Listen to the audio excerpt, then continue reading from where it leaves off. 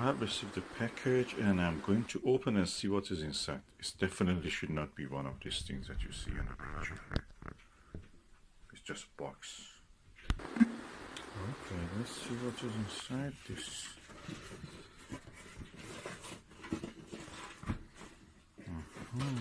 Oh, a bag.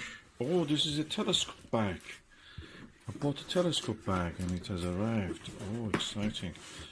So just bring it out.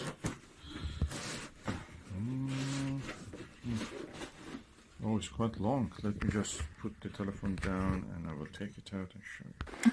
Okay, this is a Geoptik bag. Big. Oh, inside is velvet. I have several of this. The only criticism about the Geoptik is that everything is tough, everything is good. The zipper, this handle of the zipper is really weak.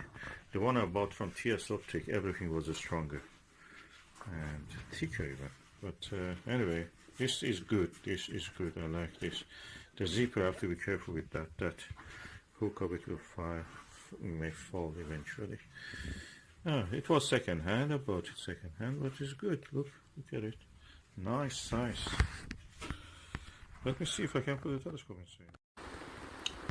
Beautiful trademark of Geoptik. Makes good telescope bags. Probably they're only Chinese. Yeah, Chinese make all of this anyway. They're all made in China, and they're cheaper in China.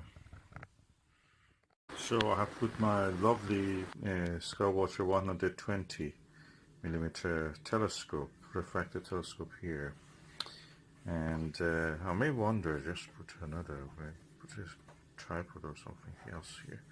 Oh, another telescope. I have a 102 Skywatcher. These are all short tube. They're very good, handy for using.